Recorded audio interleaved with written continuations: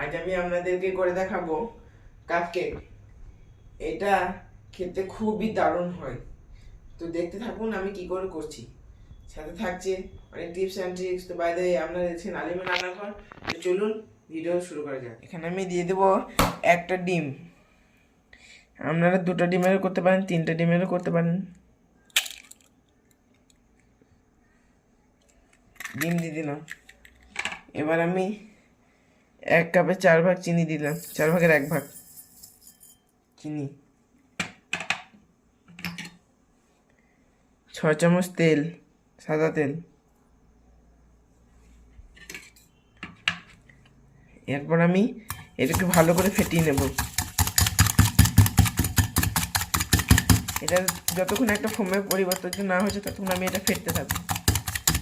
এখানে আমার ফোমটা হয়ে গেছে, এখানে ফোমে চিনিটা গলে গেছে। এবার আমি এর মধ্যে দিয়ে দেব ভ্যানিলা এসেন্স 2 থেকে 3 ফোঁটা।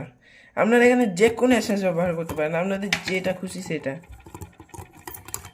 এটাকে আমি ভালো করে মিশিয়ে নেব। আর এটা হয়েছে কিভাবে বুঝবেন? যে কোনো একটা সংখ্যা লিখবেন, দেখবেন যদি সঙ্গে সঙ্গে নাও মিলিয়ে যায় তাহলে ভাববেন এটা হয়ে গেছে।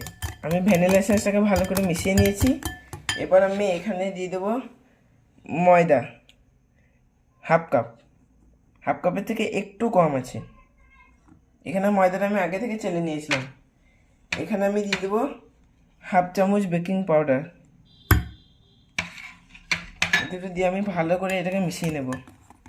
আর এটা একটু আস্তে আস্তে করবেন, কারণ বেশি জোরে করলে ওভারবিট হয়ে যাবে, তখন না কেকটা স্পঞ্জ হবে না বা শক্ত হয়ে যাবে, ভালো হবে না।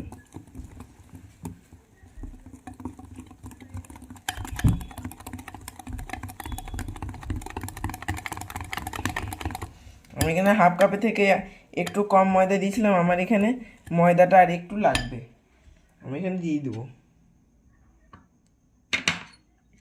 এখানে আমার পুরোপুরি 1/2 কাপের মতো ময়দা, 1/2 কাপ ময়দা হয়ে গেল। এবার এটাকে আমি ভালো করে মিশিয়ে নেব। এটাকে একটু ভালো করে মেশাবেন যেন সব কিছু ভালো করে মিশে যায়। এখানে আমার ব্যাটারটা হয়ে গেছে। এবার আমি যে কাপগুলোতে করবো, এটা আমি চায়ের কাপে করছি। আপনারা চাইলে কফির যে প্লাস্টিকের কাপগুলো হয় ওই কাপে করতে পারেন। এবার আমি কাপগুলোতে অল্প অল্প করে তেল মাখিয়ে নেব। আর চায়ের কাপ আপনাদের বাড়িতে অ্যাভেলেবেল থাকে, এটা আপনারা চায়ের কাপে করে নিতে পারেন। আর এই কেকটা একবার বাড়িতে বানিয়ে দেখবেন যে কীরকম টেস্টি হয়। চায়ের কাপগুলোতে আমি তেল ব্রাশ করে নিয়েছি। এবার আমি ব্যাটারগুলোকে ঢেলে নেব। আমি এরকম চামচ নিয়েছি, চামচে 1 চামচ করে দিয়ে দেবো প্রত্যেকটা কাপে। আবার বেশি দিবেন না, তাহলে কাপ থেকে বেরিয়ে চলে আসবে কিন্তু কেকটা, তখন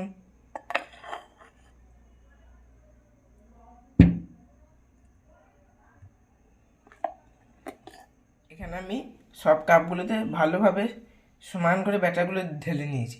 এবার আমি এটাকে এখানে আমি কড়াইটাকে 5 মিনিট ভালো করে প্রিহিট করে নিয়েছি। এবার আমি এখানে কাপ কেকগুলো ঢেলে নেব। তার আগে প্রত্যেকটা কাপগুলোকে আমি ভালো করে একটু ট্যাপ করে নেব, যাতে ভিতরের এয়ার বাবলসগুলো বেরিয়ে যায়। এবার আমি কাপগুলোকে কড়াইয়ের মধ্যে দিয়ে দিচ্ছি, 3টে কাপকে। এখানে আমি একটা স্ট্যান্ড নিয়েছি, আপনাদের কাছে যদি স্ট্যান্ড না থাকে একটা প্লেট দিয়ে দিন। এবার আমি এটাকে ঢাকনা দিয়ে ঢেকে দেব।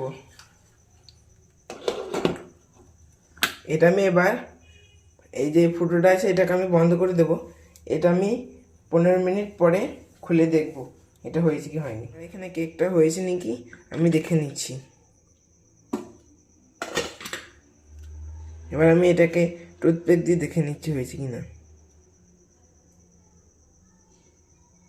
কেকটা দেখুন কি সুন্দর ফুলেছে। আমার এখানে টুথপিকটা একদম ক্লিন আসছে, তার মানে কেকটা হয়ে গেছে। আমি এখানে আপনাদেরকে একটা কেক যেটা ছুরি দিয়ে করলাম ওইটা আমি আপনাদের বার করে একটু দেখাই না। এরকম কেকটা কি সুন্দর সফট স্পঞ্জ হয়েছে। এরকম আমি এটা আপনাদেরকে ভেঙে দেখাচ্ছি। ওয়াও, কি সুন্দর জালিদার হয়েছে কেকটা, দেখুন কি সুন্দর হয়েছে। এরকম কাপ কেক বাচ্চারা একটা পেলে এতে সন্তুষ্ট। এরকম কাপ কেক একবার বাড়িতে বানিয়ে দেখবেন, খেয়ে দেখবেন কীরকম টেস্ট হয়। তো আপনারা ভিডিওটি এখানে শেষ করছি। আপনারা এতক্ষণ দেখছেন আলিমা রান্নাঘর। তো ভিডিওটি ভালো লাগলে লাইক, কমেন্ট, সাবস্ক্রাইব এবং শেয়ার করতে ভুলবেন না। তো চলুন দেখা হচ্ছে নেক্সট ভিডিওতে। আর এখানে আমরা দেখুন কেকটা কি সুন্দর।